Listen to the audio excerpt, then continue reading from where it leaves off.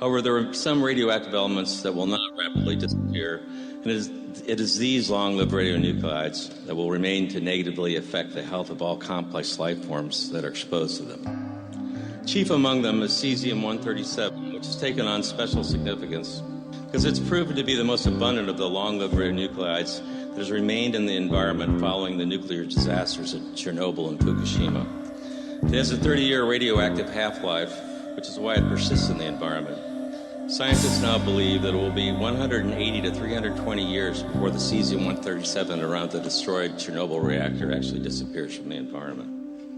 Cesium is water-soluble and quickly makes its way into soils and waters.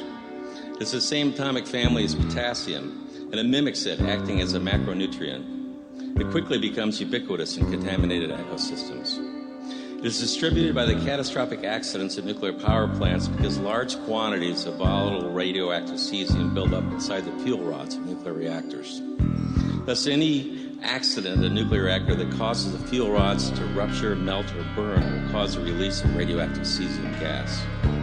Long-lived radionuclides, such as cesium-137, are something new to us as a species. They did not exist on Earth in any appreciable quantities during the entire evolution of complex life. Although they are invisible to our senses, they are millions of times more poisonous than most of the common poisons we are familiar with. They cause cancer, leukemia, genetic mutations, birth defects, malformations, and abortions at concentrations almost below human recognition and comprehension. They are lethal at the atomic or molecular level. They emit radiation, invisible forms of matter and energy that we might compare to fire, because radiation burns and destroys human tissue. But unlike the fire of fossil fuels, the nuclear fire that issues forth from radioactive elements cannot be extinguished. It is not a fire that can be scattered or suffocated, because it burns at the atomic level. It comes from the disintegration of single atoms. Thus, radioactivity is a term which indicates how many radioactive atoms are disintegrating in a time period. We measure the intensity of radioactivity by the rate of disintegrations and the energy they produce. 1 becquerel is equal to 1 atomic disintegration per second. 1 curie is defined as that amount of any radioactive material will decay at a rate of 37 billion disintegrations per second. So 1 curie is 37 billion becquerels. Sometimes these man-made radionuclides are compared to naturally occurring radionuclides, such as potassium-40, which is always found in bananas and other fruits.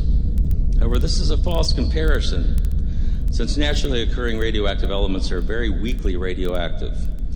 In the charts from the labs that are in green up there, the radioactivity is described as a specific activity.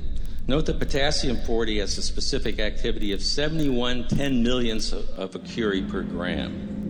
Compare that to the 88 curies per gram for cesium-137. It's like comparing a stick of dynamite to an atomic bomb. Highly radioactive fission products such as cesium-137 strontium-90 emit 10 to 20 million times more radiation per unit volume than does potassium-40. So which one of these would you rather have in your bananas? It is, in fact, the amount of cesium-137 deposited per square kilometer of land that defines the degree to which an area is classified as being too radioactive to work or live. One may get an idea of the extreme toxicity of cesium-137 by considering how little of it is required to make a large area of land uninhabitable.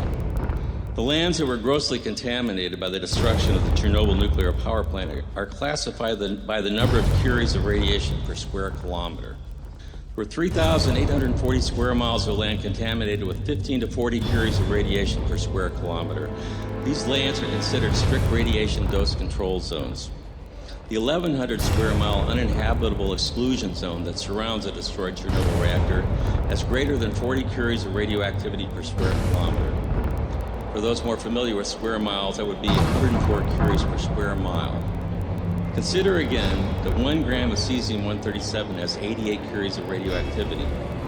Thus, as little as 1/3 of a gram of cesium-137 made into microparticles, distributed as a smoke or gas over an area of 1 square kilometer will make that square kilometer uninhabitable. Less than 2 grams of cesium-137, a piece smaller than an American dime, if made into microparticles and evenly distributed over as a radioactive gas over an area square mile into an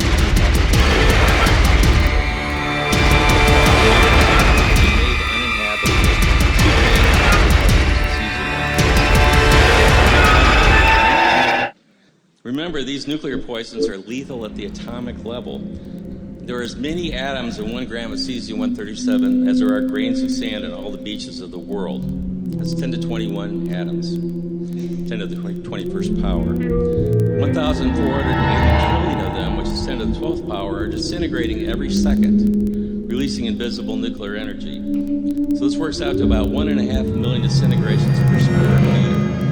I included an extra slide just to note the immense inventories of cesium-137, 150 million curies that are located in the nearby spent fuel pool at Indian Point Nuclear Power Plant, which is about 40 miles from nearby road, and less than that as the radioactive cloud flies. Many of the 104 U.S. commercial nuclear reactors and power plants have more than 100 million curies of cesium-137 in their spent fuel plants. This is many times more than the spent fuels in Fukushima.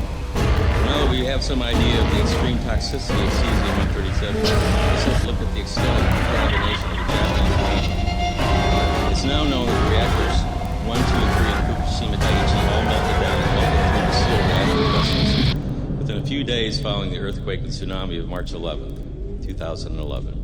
This was not made public by either TEPCO or the Japanese government for 2 months.